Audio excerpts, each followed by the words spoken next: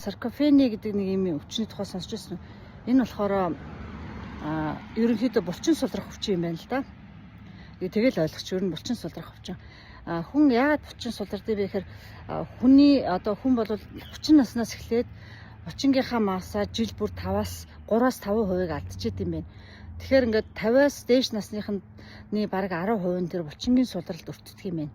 Тэгэхээр булчингийн сулралд өртөхгүй байх, саркофени гэдэг өвчин тусахгүй байх хамгийн гол шалтгаан айгүй өндөр сайн чанарын уурга гэдэг хэвээр.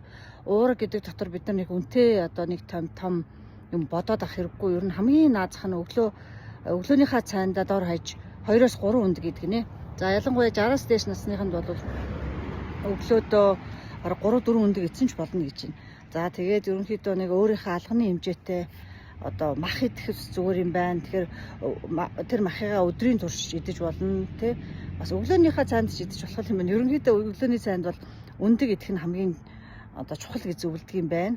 За тэгээ мэдээч хэрэг омега 3 нөхөхийн тулд тий сайн чанарын туна, сайн чанарын салмон гэсэн загснууд идэх ёстой гэж хэлээ. За тэгээд ерөнхийдөө мэдээч хэрэг бүх нүүрс усыг 100% бас хориглож болохгүй. Нүүрс ус чинь тодорхой хэмжээгээр бас хэрэгтэй шүү дээ бидний биеийн тий. Нүүрс ус чинь нөгөө хүч тамир өгч идэг учраас тэгэхээр нөгөө цагаан будаага нөгөө амт төмсөө яаж зөв болгож идэх үү, яаж бага хэмжээгээр идэх үү гэдгийг суралцаал. Тэгэл ерөнхийдөө баланстай хоол хамгийн гол нь талах боовноосоо татгалзаад тэгээ цагаан талхацаа тэр боовноосоо борцгноосоо татгалзаад тэгээд нэг уурга сайд уурга дотроо өндөг хамгийн чухал юм байна. Ялангуяа өглөөнийхөө цайнд гэсэн юм зөвлөгөө өгд юм байна лээ.